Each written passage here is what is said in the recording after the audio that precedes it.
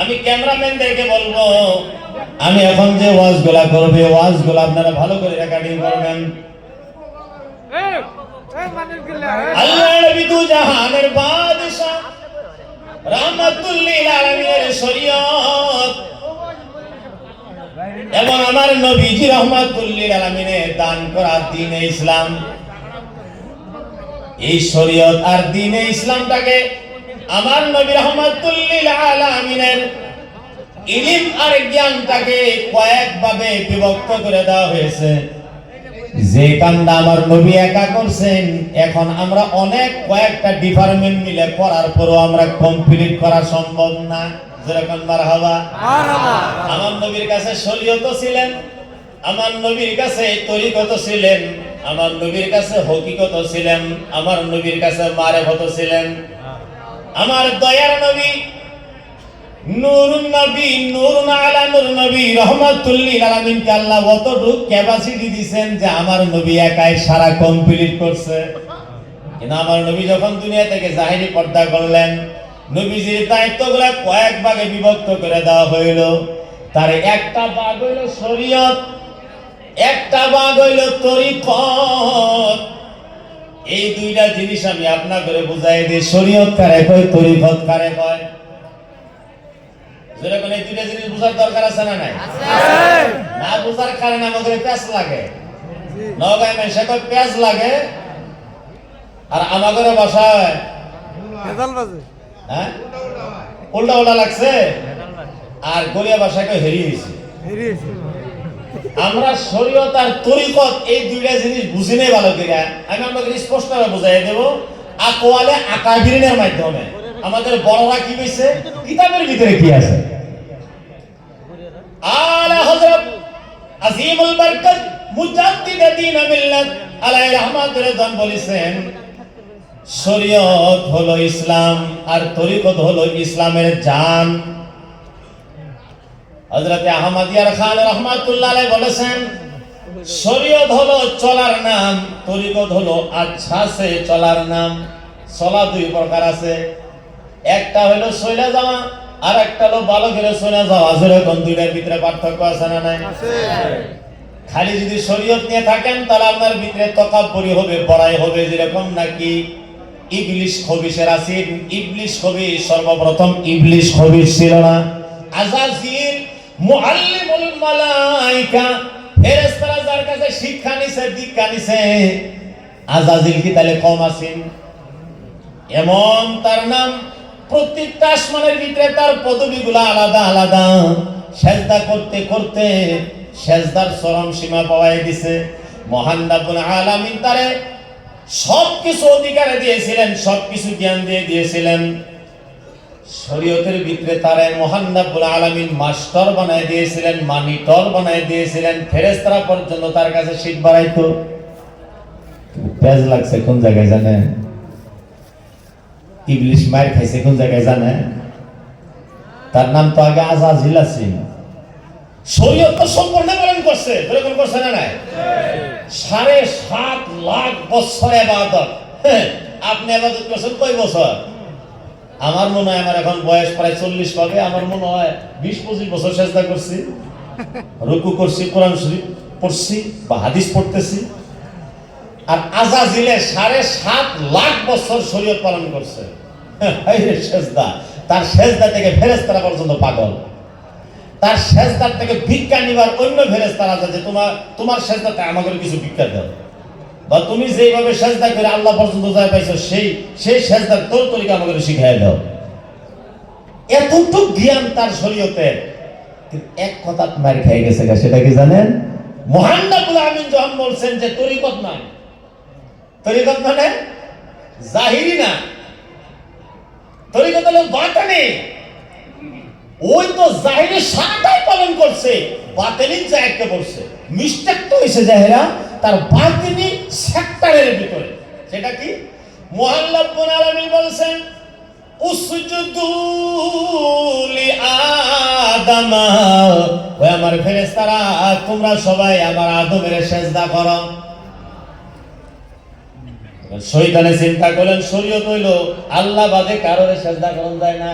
যেটা শরীয়ত না, আল্লাহ বাদে কারোর সাজদা করা যায় না, এটা শরীয়ত।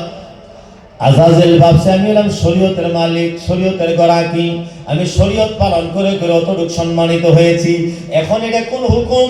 আল্লাহর বাদে অন্যকে ভিন্নকে সাজদা করা, এইটা তো মাইনে নেওয়া যাইতেছে না শরীয়তের নজরে। ইনকার করে দিলেন আমি সাজদা করব না। ফাসাজাদু ইল্লা ইবলিস, সবাই সাজদা করলেন, সবাই তরিকত মেনে নিলেন, কিন্তু আজাজিল তরিকত মানলো না। মহান রব্বুল আলামিন বললেন আজাজিল তুই খালি জাহিরি দেখলি, উপরের ছবিটা দেখলি, ভিতরে ভিতরে যে আমি কি সাজায় রাখছি তুই বুঝলি না রে, বুঝলি না। ওই আদমের পুতলার ভিতরে আমার রহমাতুল লিল আলামিনের নূরকে বিদ্যমান করে রাখছিলাম। আসলতে সাজদা করানি মতলব আমি আল্লাহর না, তাজিমে মুহাম্মদুর রাসূলুল্লাহ করা আমার মতলব। নবীর তাজিম ইনকার করলি, হকিকতে তুই শরীয়তের বাইরে যাইয়া তরিকত যেটা আসলতে স্তম্ভ সেটা ইনকার করে বসলি। এই জন্য আমি তোর আজকে বরখাস্ত করে দিলাম, লানতের দক্কি তোর গলায় ছড়াই দিলাম। আমার জিন্দেগি ভর তুই আগের পজিশন ঘোরায় পাবি না, কারণ আমি আল্লাহর শরীয়ত মানলি ঠিক, কিন্তু তরিকতের উপরে তোর ডাউট হয়ে গেল, তরিকতের উপরে তোর সন্দেহ হয়ে গেল। এই সন্দেহ আর পূরণ করা যাবে না, তুই কিয়ামত পর্যন্ত আজাজিল না ইবলিস হবিস হয়ে গেলি। যেরকম নাউজুবিল্লাহ, নাউজুবিল্লাহ। এখন আর একটু সহজ করে বুঝাই দেই। আরেকজন বুজুর্গান শরীয়ত আর তরিকত এইভাবে বুঝাই দিয়েছেন, যেরকম মাথার চুল মুসলমান করিও না ভুল। এটা কি গো? হ্যাঁ, এটা শরীয়ত। এখন এটা যদি আমি ভালো করে দুইয়া ভাগলে তেল লাগায়া সেতি তুলি, তাহলে সেটার নাম কি হবো? সেতি। আচ্ছা, আমি সেতিটা যে তুললাম কিসের ভিতরে তুললাম? তাহলে চুল আগে না সেতি আগে? যেরকম চুল আগে না সেতি আগে? यानी इसका मतलब ये हुआ कि जहां जहां खेती है वहां वहां चूल है, और जहां चूल नहीं है वहां खेती नहीं है। যেরকম ঠিক না গো? এক দ্বারা জানা গেল যেই জায়গায় শরীয়ত আছে সেই জায়গায় তরিকত আছে, শরীয়ত ছাড়া তরিকত মওজুদ হইতে পারে না, শরীয়ত ছাড়া তরিকত বাস্তবায়িত হইতে পারে না। তাহলে যে সব ফকিরেরা কয়ে বেড়ায় আমরা আল্লাহ টাল্লাহ বুঝি না, আমরা জাহিরি নামাজ পড়ি না, আমরা মক্কায় চলে যায় নামাজ পড়ি, আমরা মদিনায় যায় নামাজ পড়ে আসি, এটাকে গ্রহণযোগ্য কথা, এটাকে বিশ্বাস করা যায়? যেরকম যায় যে নাকি নিজের ভাতটা নিজে হাত দিয়ে তুলে খাওয়ান লাগে, এইবারে কেমনে করে মক্কা যে নামাজ পড়ে এত পাহর কোথেকে পাইল, এত শক্তি কোথেকে পাইল? আস্তা মিশা কথা ভাই। যদি এত টুকি ফকিরানি করা যায়, আর এই ফকিরানির ভিতরে যদি আল্লাহ রাসূল মওজুদ, তাহলে গৌসুল আজমে করলো না কেন? খাজা আজমিরিয়ে করলো না কেন? হযরতে নিজামউদ্দিন আউলিয়া করলো না কেন? কুতুবউদ্দিন বখতিয়ার কাকিয়ে করলো না কেন? আজান ফকির রহমাতুল্লাহ আলাইহি করলো না কেন? নসিরউদ্দিন ইয়ামানি জলেশ্বরী রহমাতুল্লাহ আলাইহি করলো না কেন? হযরতে খাজা গিয়াসউদ্দিন হাজু ফকির রহমাতুল্লাহ আলাইহি করলো না কেন? হুজুর বাবা আব্দুল গনি রহমাতুল্লাহ আলাইহি করলো না কেন? এবং ওনার মাসুক রাঙামাটি হুজুর কেবলা রহমাতুল্লাহ আলাইহি করলো না কেন? গতিকে আমাদের ভিতরে যদি কোনো ফকিরে কয়ে বয় যে আমরা জাহিরি মানি না, আমরা বাতুনি মানি, এটা কি মাইনে নেওয়া চলে? এরকম চলে? এখন আমি অল্প সময়ের ভিতরে কোরআন থেকে দেখাই দিয়ে বিদায় নেব যে কোরআনের ভিতরে শরীয়ত তরিকত আছে না নাই। কিছুগুলো মানুষ আবার কয় যে আল্লাহ তো মাইনে দিছি, আবার তরিকত মানার কি দরকার?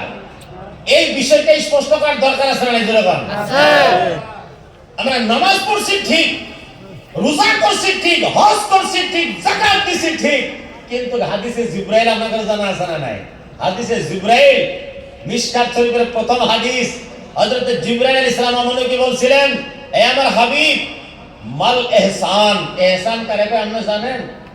নবী জানে, কিন্তু তবু জিবরাইলের মুখ দিয়ে বস্তুটা প্রকাশ করাইতেছে যে জিবরাইল তুমি কও। ইহসান হইল কান্নাকা তারাহু ফাইন লাম তাকুন তারাহু ফাইন্নাহু ইয়ারাক। এহসান হইল তুমি যখন নামাজে দাঁড়াবা, নামাজে দাঁড়ানোর সময় তুমি মনে মনে এটা ভাবনা লাগবে আমি আল্লাহ দেখতেছি। আর যদি মনের ভিতরে এটা ভাবনা হয় তবে কমসে কম নিম্নতম মিনিমাম এটা থাম লাগবে যে আল্লাহ আমারে দেখতেছে। এটাও যদি তাই না তাহলে হুদাহুদি দুশরে লাভ নাই। ওই কথাটা আমার হুজুর আব্দুল গনি রাহমাতুল্লাহ আলাইহি না নাতের মাধ্যমে বলতেন, ঠাকুর ঠুকুর নামাজ পড়ে যেমন মুরগে খায় রে দান। ও ভাই মুসলমান, মুসলমানে রাখছনি কি নাম? যেরকম আল্লাহু আকবার। আর এই জিনিসটা আসবে কি দিয়া? এই জিনিসটা এমনি আসবে না, তাকাব্বুরি করে আসবে না। তাকাব্বুরি করে শয়তান ধ্বংস হয়ে গেছে। আপনাদের জানা আছে না নাই? একটু আগে আমি আপনাদের আওয়াজের ভিতরে অবগত করলাম না নাই? আপনারা যদি আল্লাহ পাইতে চান, নামাজ দিয়ে আল্লাহ পাওয়া সম্ভব না যতক্ষণ পর্যন্ত নামাজের ভিতরে তাজকিয়ায়ে কলব হয় নাই। তাজকিয়ায়ে কলব কারে কয়? লিকুল্লি শাইইন সাকালা ওয়া সাকালাতুল কুলুবি যিকরুল্লাহ। প্রত্যেকটা বস্তু সাফা করার একটা মাধ্যম আছে, আর এই কলবটাকে সাফা করার মাধ্যম হলো যিকরুল্লাহ। আল্লাহর জিকির, যেরকম সুবহানাল্লাহ।